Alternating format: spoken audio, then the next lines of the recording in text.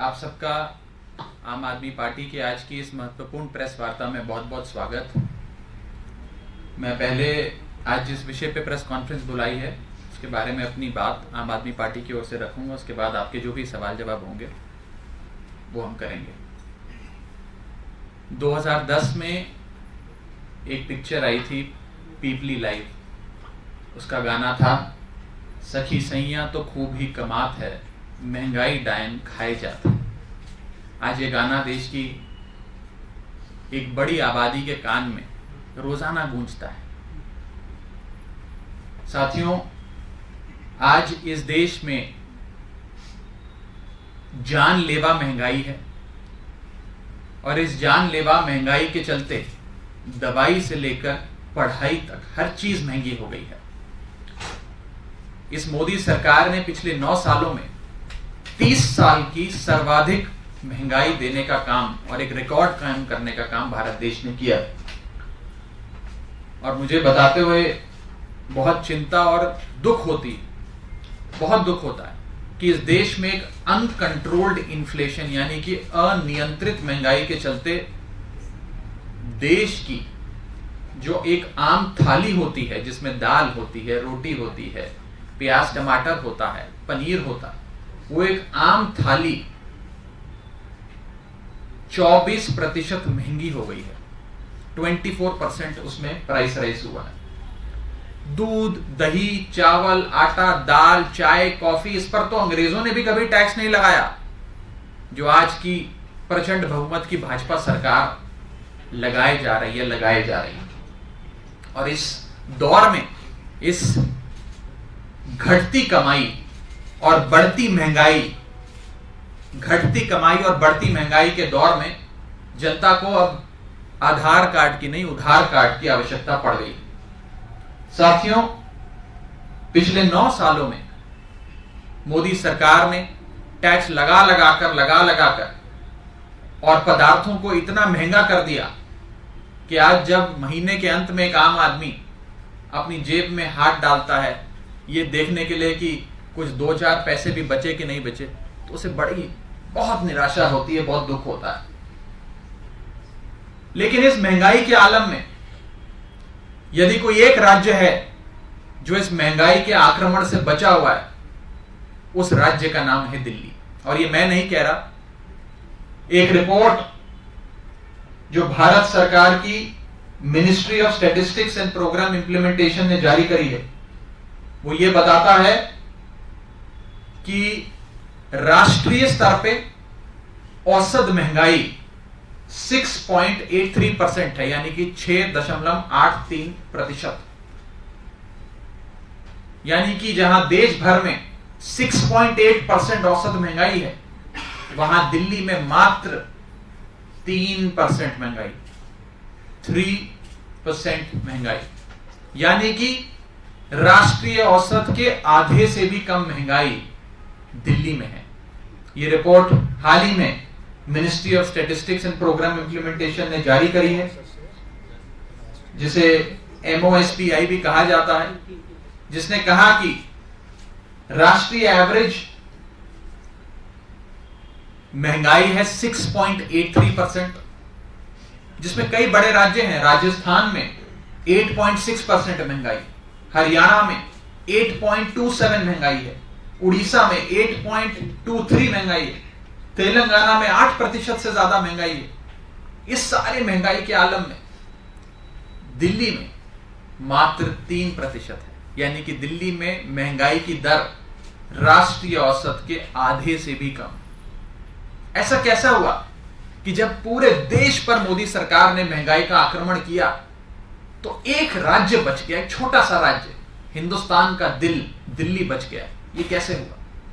ये इसलिए हुआ कि भाजपा की सरकार के महंगाई के बाणों को ढाल बनकर अरविंद केजरीवाल जी ने रोका और दिल्ली वालों पर भाजपा सरकार के ये महंगाई के बाण लगने नहीं दिए, उन्हें छूने नहीं दिया एक भी बाण, बल्कि ढाल बनकर अरविंद केजरीवाल जी ने एक एक बाण को रोकने का काम किया।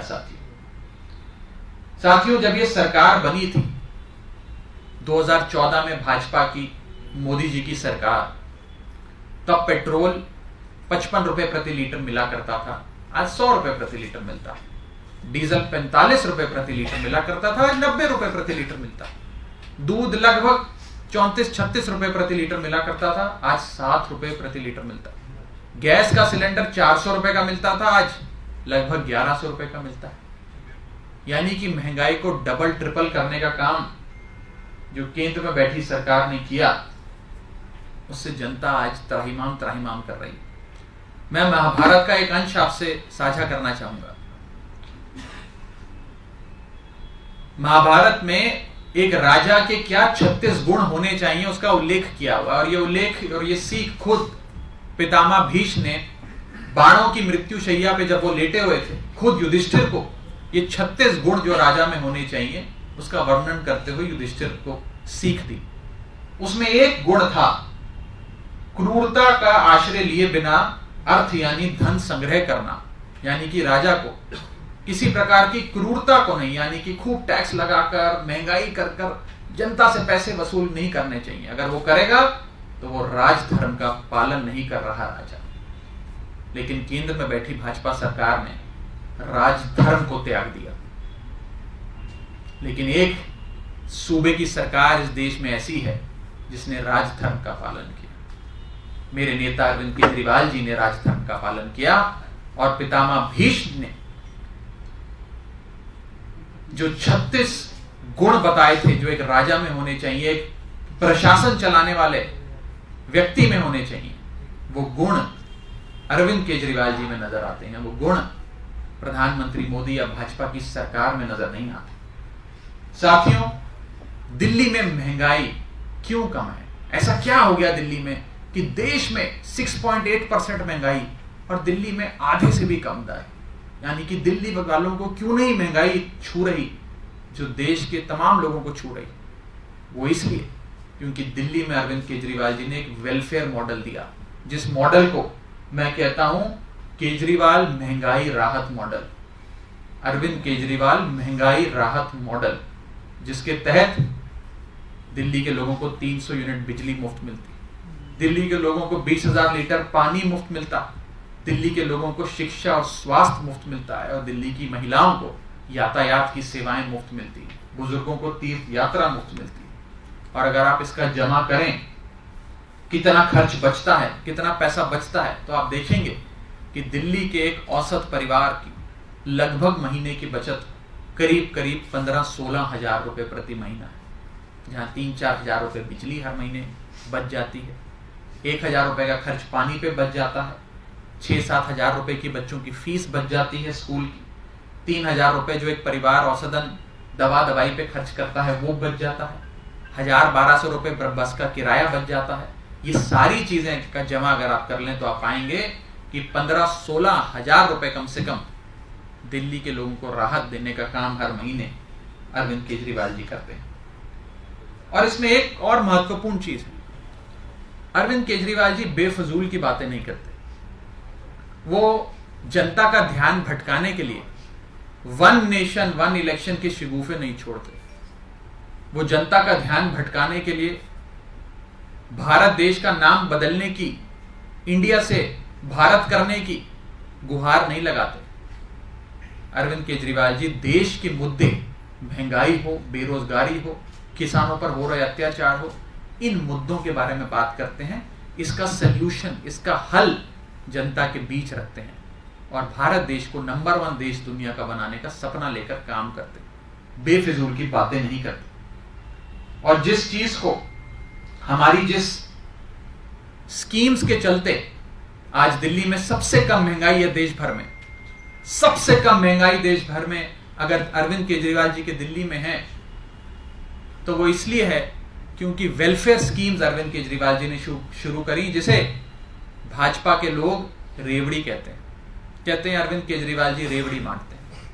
मैं भाजपा के लोगों को कहना चाहूंगा कि ये रेवड़ी नहीं, ये प्रीपेड सेवाएं हैं। प्रीपेड कैसे? इन सारी सेवाओं के लिए आप टैक्स भरते हैं, गरीब से गरीब आदमी भी आज इस देश में टैक्स भरता है, जीएसटी लगा लगा कर हर वस्तु पे आज आपको टैक्स भरना पड़ता है। वो टैक्स कहां जाता है? सरकारों के खजानों में जाता है। कुछ सरकारें हैं इस देश में जो वो पैसा आपका लूट लेती हैं, लेकिन अरविंद केजरीवाल जी की और आम आदमी पार्टी की सरकारें हैं इस देश में जो आप ही का पैसा इन सेवाओं के माध्यम से आपको वापस देती है। इसीलिए जब कोई भाजपा का नेता आपको कहे कि रेवड़ी लेते हो, सरकारें तुम्हें रेवड़ी देती हैं, तो बोलना ये रेवड़ी नहीं, ये प्रीपेड सेवाएं हैं, इसके लिए पैसा हम भरते हैं टैक्स के माध्यम से।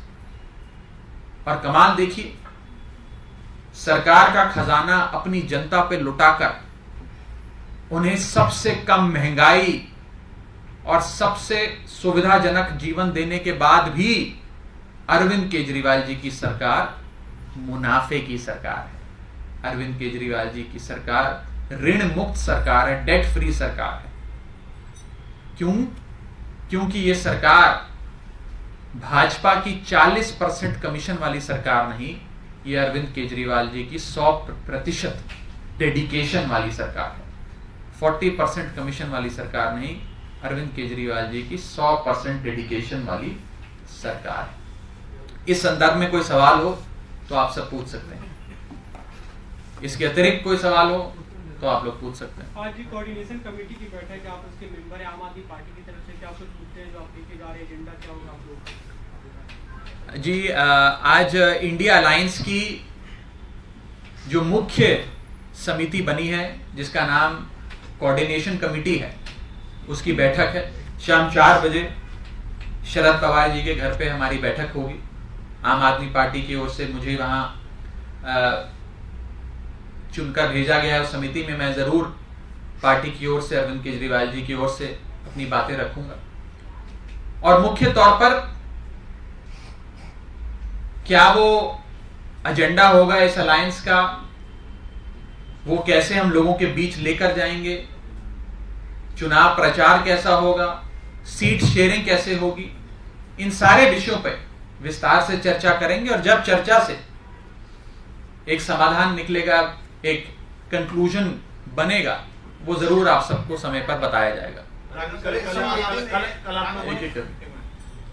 कल आप लोगों ने घोषणा की अकेले हरियाणा का विधानसभा चुनाव लड़ेंगे, तो सवाल उठ रहे हैं कि लोकसभा चुनाव आप मिलकर लड़ने की बात करते हैं, देश को बचाने की बात करते हैं, और विधानसभा कह रहे हैं हम अकेले लड़ लेंगे। देखिए, मैं अक्सर 2024 में होने वाले लोकसभा चुनाव को 77 के चुनाव के परिप्रेक्ष्य से देखता हूं। 1977 में भी एक शक्तिशाली सरकार थी जिसने देश की जनता पर महंगाई, बेरोजगारी, हिटलरशाही थोप दी, और उस महंगाई, हिटलरशाही और बेरोजगारी से देश को बचाने के लिए तमाम राजनीतिक दल इकट्ठे हुए और साथ आकर राष्ट्रीय चुनाव साथ में मिलकर उन लोगों ने लड़ा। एक जनता पार्टी का बैनर बना जिसमें वामपंथी भी थे, जनसंघी भी थे, सोशलिस्ट भी थे, कम्युनिस्ट भी थे। कुछ उसी तरह आज एक हमारी एक छतरी बनी है, एक अलायंस बना है जिसका नाम है इंडिया, जिसमें तमाम राजनीतिक दलों के साथ साथ भारत के 135 करोड़ लोग इस छतरी के नीचे समा जाते हैं राष्ट्रीय चुनाव के लिए, कि 2024 में जब देश को एक नई सरकार देने का मौका आएगा तो हम इस महंगाई और बेरोजगारी देने वाली भाजपा सरकार को बेदखल करेंगे और जनता का शासन वापस करेंगे। लेकिन आज हरियाणा से बयान आया है हुड्डा का, उन्होंने ये कहा है कि 10 में से जो 10 सीटें हैं उस पर हरियाणा कांग्रेस वहां पर चुनाव लड़ेगी, और उन्होंने ये भी कह दिया कि हाल ही में जो एक चुनाव हुआ था वहाँ आम आदमी पार्टी की जमानत जब्त हुई थी आदमपुर में, तो इस तरह से जब कांग्रेस कह रही है हरियाणा में, तो आपको कैसे समर्थन मिलेगा? आप मीटिंग में कैसे जाएंगे और कैसे एक टेबल पर बैठकर आप बातचीत कर पाएंगे? 2 चीजें बस कहना चाहूंगा। अगर इंडिया गठबंधन को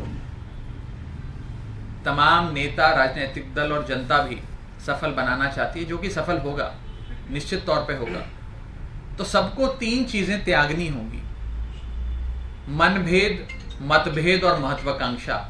जब ये 3 चीजें हम त्यागेंगे राजनीतिक तौर पे, तभी ये इंडिया गठबंधन सफल होगा। और मेरा ये मानना है कि जो ये कोऑर्डिनेशन समिति है इंडिया अलायंस की, यही वो समिति है जो ये सीट शेयरिंग से संबंधित तमाम फैसले लेगी। कोई नेतागण अगर व्यक्तिगत तौर पे अपनी राय जाहिर करना चाहते हैं, वो पार्टी प्लेटफॉर्म्स के भीतर भी और उसके अतिरिक्त भी जरूर जाहिर करें, उन्हें आज़ादी है। लेकिन कोऑर्डिनेशन समिति वो समिति है जो पार्टी के तौर पे तय करेगी कि किस राज्य में कैसे सीटों का बंटवारा होगा। और कोई एक राज्य एक समान नहीं है। जो स्थिति बंगाल की है वो स्थिति तमिलनाडु की नहीं है, जो महाराष्ट्र की है वो बिहार की नहीं है, जो उत्तर प्रदेश की है वो दिल्ली पंजाब की नहीं है, जो हरियाणा की है वो गुजरात की नहीं है। तो हर राज्य का अपना एक पॉलिटिकल कम्प्लेक्शन है, एक इलेक्टोरल रंग है, और उसके हिसाब से सारी चीजें तय होंगी। बात करेंगे कि बयान ऐसे ना आए पार्टी की तरफ से, उनके नेताओं को बोलेंगे। अब जो बातें मैं बैठक में करूंगा, मैं उसे सार्वजनिक तौर पे आपसे साझा नहीं करूंगा। जनता पार्टी अटैकिंग मोड में ये भी लगातार कहती है कि इस अलायंस का कोई चेहरा नहीं है। अभी लल्लन सिंह ने नाम लिया कि नीतीश कुमार चेहरा होना चाहिए। राहुल गांधी के लिए भी पीछे से बैकिंग आ रही थी, जो कांग्रेस पार्टी कह रही है, लालू कह रहे हैं। तो ये एक बड़ा सवाल है जिसमें लगातार अटैक अलायंस पे होता है। आप चलिए, हमारे पास तो बहुत चेहरे हैं, हमारे पास तो बड़े सफल एबल एडमिनिस्ट्रेटर्स हैं जिन्होंने बड़े सफल प्रशासन चलाए। क्या भाजपा में कोई है जो खड़ा होकर कह सकता है कि मैं चाहता हूं कि नितिन गडकरी प्रधानमंत्री बने? या भाजपा में कोई है जो ये कहे कि मैं चाहता हूं कि योगी आदित्यनाथ 2024 में भाजपा की ओर से प्रधानमंत्री पद के उम्मीदवार हों? भाजपा में कोई ऐसी हिमाकत नहीं कर सकता। सवाल है क्योंकि आप जब इंडिया अलायंस की बात आती है तो आप 1977 का जिक्र करते हैं और हिटलर शाही की सरकार बताते हैं, तो क्या आप इंदिरा गांधी को हिटलर बता रहे हैं? दूसरा सवाल ये, इसी के आगे में दूसरा सवाल पूछूं, पहले इसका जवाब दे दिए, क्या इंदिरा गांधी को आप हिटलर मानते हैं? देखिए, उस समय इमरजेंसी जिस प्रकार से देश की जनता पे थोपी गई, नसबंदी हुई, उससे तमाम देश की जनता का एक भाव यही है कि उससे मुक्ति चाहिए थी, और उस मुक्ति के लिए ही देश के लोगों ने वोट दिया। इसीलिए आज भी जिस प्रकार का एक अघोषित आपातकाल हम इस देश में देख रहे हैं, उससे भी जनता निजात चाहती है कि कोई मोर्चा बने, कोई अलायंस बने जो इस सरकार को हटाए। सर, दूसरा सवाल एक है कि सनातन धर्म को लेकर चर्चा हो रही है। आज कोऑर्डिनेशन कमेटी की बैठक है, डीएमके वहां रहेगा, आपका सहयोगी है, लगातार कह रहा है कि सनातन को खत्म करने के लिए, सनातन को मिटाने के लिए पूरा इंडिया अलायंस का गठन हुआ है। क्या नेता लगातार देखिए, मैं बस इसी में बैठक में ये ऐड होगा कि जो बयान आ रहे हैं डीएमके की तरफ से, वो उस पर चर्चा होगी क्या? देखिए, पहली बात तो ये है कि कोऑर्डिनेशन समिति के भीतर हम क्या बात रखेंगे और क्या चीजों पे चर्चा होगी, वो सार्वजनिक तौर पे बात नहीं करूंगा मैं, और ना ही करनी चाहिए। जो भी कंक्लूजन्स निकलेंगे वो आपके सामने रखे जाएंगे। लेकिन जहां तक इस बयान का सवाल है, मैं साफ कर दूं कि मैं खुद सनातन धर्म से आता हूं, और जो बयान आ रहे हैं सनातन धर्म के विरुद्ध, मैं उसकी निंदा करता हूं, घोर निंदा करता हूं, और उसके विरोध में खड़ा हूं। किसी को भी इस प्रकार के बयानों से बचना चाहिए। हर धर्म का आदर, सम्मान, सत्कार होना चाहिए, और इस प्रकार के बयानों से हम सबको दूर रहना चाहिए। बस मैं इतना ही कह के जो भी अपनी बाकी बात है वो मैं समिति के भीतर। आपने त्याग की बात की, आपने महत्वाकांक्षा की बात की कि सब कोऑर्डिनेशन कमेटी तय करेगी, लेकिन पंजाब में आप ही की सरकार के नेता और मंत्री ये कह रहे हैं कि जो पंजाब में चुनाव होगा लोकसभा का, उसमें आम आदमी पार्टी सभी सीटों पर इंडिपेंडेंट चुनाव लड़ेगी। सबसे चर्चा करेंगे। लेकिन कांग्रेस, एक तरफ आप कांग्रेस को त्याग करने की सलाह दे रहे हैं और आपकी पार्टी ये कह रही है कि हम इंडिपेंडेंट चुनाव लड़ेंगे, तो विरोधाभास है। मैंने आज की ये प्रेस वार्ता आम आदमी पार्टी की सीट शेयरिंग कैसे होगी, क्या होगी, उस पर नहीं बुलाइए मेरे मित्र। ये मुख्यमंत्री जो शामिल होते हैं उस बैठक में, वो कह देते हैं कि हम पंजाब का चुनाव लड़ने में सक्षम देखिए, ये सारे फैसले आम आदमी पार्टी की ओर से हमारी पॉलिटिकल अफेयर्स कमेटी लेती है। पॉलिटिकल अफेयर्स कमेटी जो फैसले लेगी, कोऑर्डिनेशन समिति से जो एक प्रकार का कंसेंसस बनेगा, उसी के अनुसार आगे का कैसे गठबंधन में सीट शेयरिंग का कम्प्लेक्शन रहेगा, उस पर चर्चा होगी। आज की प्रेस वार्ता मैंने सीट शेयरिंग पर नहीं बुलाई, लेकिन मैं इतना जरूर कह दूं, और एक बड़ी बात कह के अपनी बात समाप्त करूंगा, कि आज सीटें जरूरी नहीं है। आज किस राज्य में किस पार्टी को गिव एंड टेक करना पड़ रहा है, किसको कितनी सीटें मिल रही हैं, वो जरूरी नहीं है। जरूरी भारत देश है, देश को बचाना जरूरी है। अगर 2024 में देश नहीं बचा तो शायद ये इस देश का आखिरी चुनाव हो, इसके बाद चुनाव ना हो। अगर 2024 में देश नहीं बचा तो शायद बेरोजगारी और महंगाई कुछ इस कदर हो जाए कि देश में कश्मीर से कन्याकुमारी तक, गुजरात से गुवाहाटी तक हर जगह त्राहिमाम हो जाए। और अगर 2024 के चुनाव में देश नहीं बचा तो हो सकता है इस देश में संविधान और लोकतंत्र दोनों समाप्त हो जाएं। इसलिए देश जरूरी है, व्यक्तिगत महत्वाकांक्षाएं, मतभेद और मनभेद जरूरी नहीं है। और इस स्पिरिट के साथ अलायंस के भीतर चर्चा होनी चाहिए और इसी स्पिरिट के अनुसार अलायंस के भीतर चर्चा होगी। बहुत बहुत शुक्रिया। मैं बताऊंगा आपको, मैं जैसे ही बैठक खत्म होगी मैं सबसे पहले आपको फोन करके बताऊंगा कि बैठक में क्या हुआ। सबसे पहले आपको फोन हिकअप्स की बात हो रही है, लोग लगातार चर्चा कर रहे हैं कि सीपीएम ने मेंबर नहीं भेजा है, टीएमसी से अभिषेक बैनर्जी नहीं आ रहे और आप लोग नहीं। देखिए, अभिषेक बैनर्जी जी तृणमूल कांग्रेस से इसलिए नहीं आ पा रहे हैं क्योंकि आज उन्हें इन्फोर्समेंट डायरेक्टरेट, जो भारतीय जनता पार्टी का एक फ्रंटल ऑर्गेनाइजेशन है, उसने समन किया है और आज उन्हें बुलाया है। इस कारणवश वो नहीं आ पा रहे हैं। ये एक राजनीतिक तौर पे सबसे महत्वपूर्ण समिति आज इस देश में है, उसकी बैठक है और उस बैठक के डेट के सुनिश्चित होने के बाद उन्हें इस प्रकार के समन्स मिलते हैं और उस दिन बुलाया जाता है। हम इसकी निंदा करते हैं। जिस प्रकार से इन्फोर्समेंट डायरेक्टरेट आज देश के तमाम विपक्षी दलों को टारगेट कर रहा है, उसकी निंदा करते हैं और बस इतना ही कहना चाहते हैं कि ये समिति जरूर सबकी भागीदारी से फैसले लेगी, सबकी हिस्सेदारी भी होगी, सबकी भागीदारी भी होगी। बार-बार ये आ रहा है नीतीश कुमार नाराज है। ये तो आप जानते हैं, मैं तो नहीं जानता, मुझे ऐसी कोई सूचना नहीं है। अगर संबित पात्रा ने अभी एक प्रेस कॉन्फ्रेंस आप छोड़ दीजिए। उन्होंने इस पे एक सवाल इस पे बोला है सनातन पे कि ये सब सोनिया गांधी के। मैंने आपको जवाब दे दिया अपनी ओर से। अच्छा, मैंने अपनी ओर से विस्तार से जवाब दिया। मैं किसी भी सवाल से नहीं भागा। आखिरी सवाल कौन पूछना? अच्छा, आप पूछ चुके हैं। आप पूछिए, ये पूछिए। जावेद जी पूछना चाह रहे हैं, उनका सवाल।